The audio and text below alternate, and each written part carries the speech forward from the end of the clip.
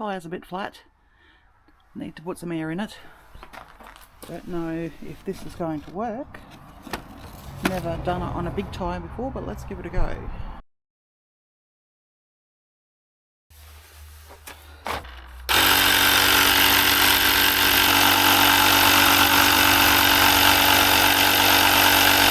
Now this one has got water in it to help with the stabilisation of the tractor. And I'm really impressed with this. Yes, I have a Milwaukee battery on the Ryobi, but it has an adapter that I got off of eBay for 25 bucks, so I can use those because the Ryobi batteries are shit. So yep, there's the adapter. And yep, works perfect. It doesn't seem to fit in there. The battery doesn't seem to fit on there perfectly, but it works perfectly fine. I have jobs to do. We have rain forecast in a day or two. Can't wait to get out on the tractor to start rejuvenating one of the paddocks.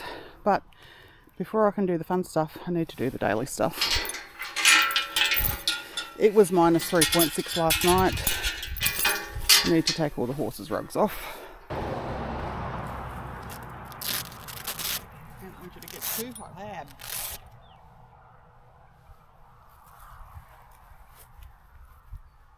Sun's coming out and it's warming up a bit.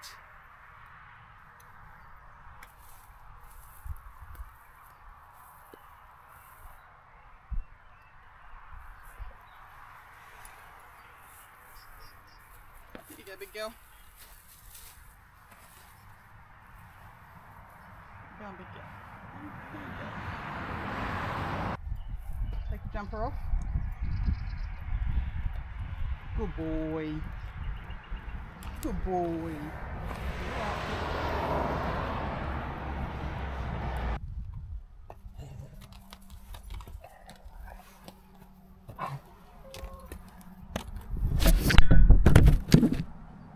He does it every time. He just can't help himself.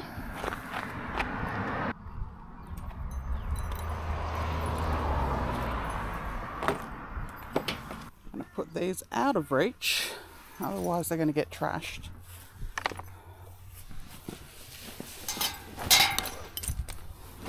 See you later on. I haven't done a paddock walk for quite a long time over on this side. As you can see, still has a huge amount of dead grass in it. There are patches that are slightly eaten out like that one there, but there's still masses of dead organic matter all over the place. I started the new paddock management practices back in 2015, where I put swales in and ripped, just kept slashing and ripping every 12 months, 2 years. Putting winter crops in by hand, and just whenever I would slash, I would chuck the seed out and slash over the top so that the seed would have a bit of a chance being covered over. This is the pond we put in about 2 years ago. I knew it wouldn't hold water all year round because it gets quite dry in winter. Just the amount of ground cover is just unbelievable. Now I am actually going to slash part of this today. I don't usually slash in the middle of winter. I like to keep the ground cover there to protect the ground and keep as much moisture in as possible. But I think this part, or even there's a part over here, I might put some winter seed mix on. This chook follows me everywhere. Hey chook chook. What you doing? Right, I'm going to go get on the tractor.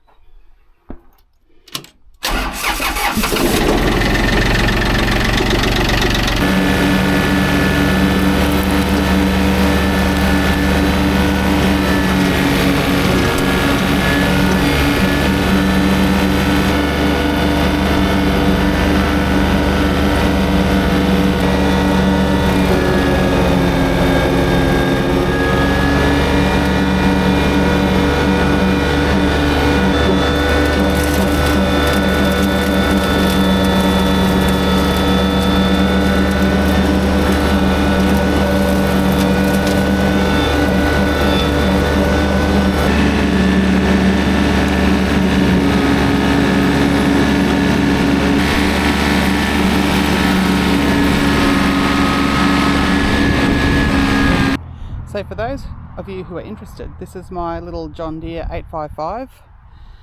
Not exactly sure what year it is. I think it could be around 1988. These were made between 1986 and 1998. Like I said, my brother knows what year it is, but I don't. I just drive it.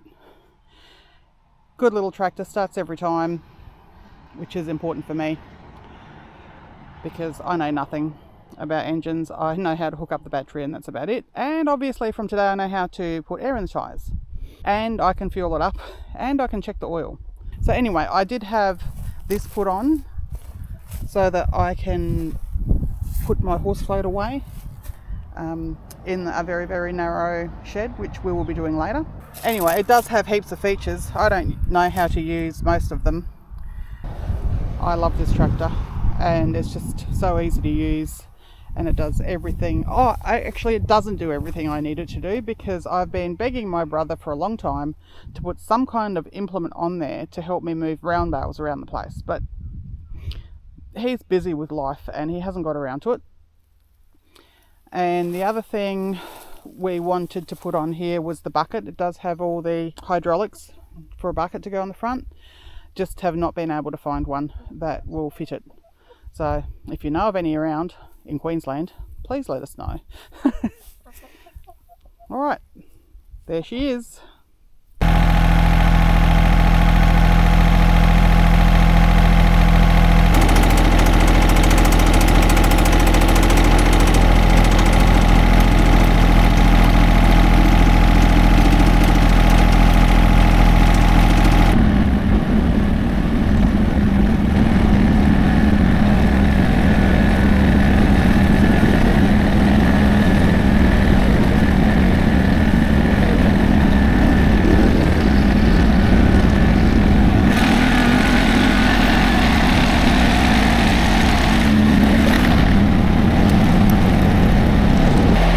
Piece of railway iron down the back there, so I know how far I can reverse it without hitting the ride on. This is the winter seed mix I've used for about 3 years now. What's it got? Chicory, tillage radish, mustard, rye corn, vulgar vetch and ryegrass, and that's a bit of it there. It's a winter cover crop that was made for a local potato farmer, and it's been really successful. The chicory has come back year after year, and even if you get late rain in winter, it comes back and there's some in there for summer. It still grows in summer as well. The tillage radish is pretty cool because of course it's the big root vegetable that grows down into the ground to help with compaction, but the horses love them. They actually go around searching for them, pulling them out and eating them. So that's the plan for the next couple of days, depending on work. I'll now show you how I'm going to plant it. Getting back to what we started before, I want to get some of my winter seed mix planted. This pile of compost has been sitting, it's all out of the horse yard, which is just behind the camera here. It's been sitting and naturally composting for 2 years. So the pile was way bigger. It was up this big, and it's just naturally composted down. I haven't done any churning or anything like that. There are little stones all through it from the horse yard, but that's just more or less like soil now.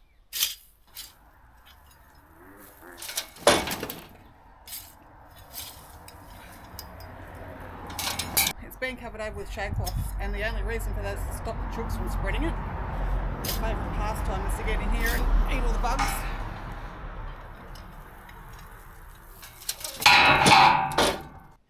But so through here there was manure, there was hay, a dead chook I buried in here, sand, grass clippings, paper, shredded paper. The whole works just pulled in here, piled on top of each other and not turned. And it's just turned out really, really nice. Right, this is the patch I'm going to start on. It's only a very small patch, but it's where the horse has eaten it out. I'm going to sprinkle some of this seed and then cover it with some of the compost.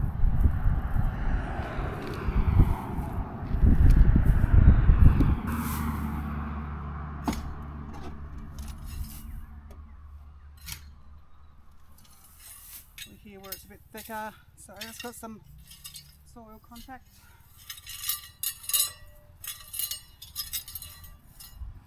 I have attempted to reseed it every summer. Some of it takes, but not much of it for the amount of effort that you put in. This winter, we'll see if we can get a bit of a winter crop come up, and it'll help the microbiology in the soil. And even just by spreading that compost over the top, it's just like putting a top layer over your front lawn. Well, that was a surprise. The Bureau actually got it right, and it started raining last night. So that was all I got done before the rain the other day. And I'm just going to keep chipping away, doing little patches here and there with my seed mix that got wet because I left it out.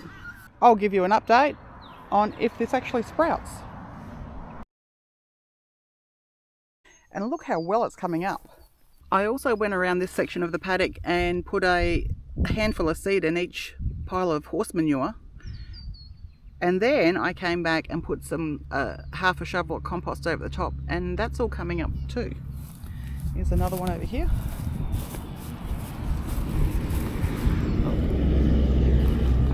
And then I also just went around to some of the bare patches and just put small amounts of seed on the bare patches from where I was trying to plant trees last year. You can see this one here.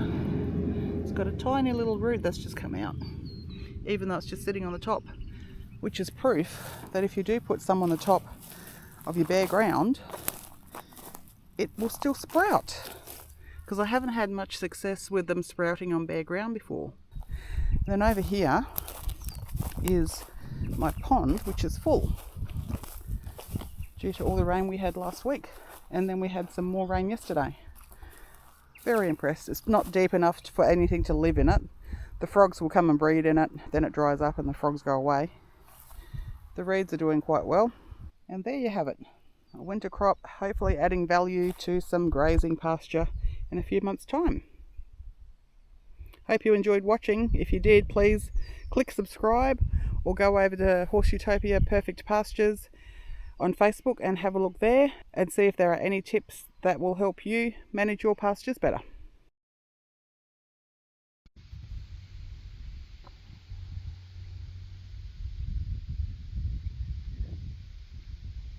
All of the little green patches of the seed I sowed a few weeks ago, all over the paddock. Isn't it really cool when you can see the end result of all the work you've done in the same video?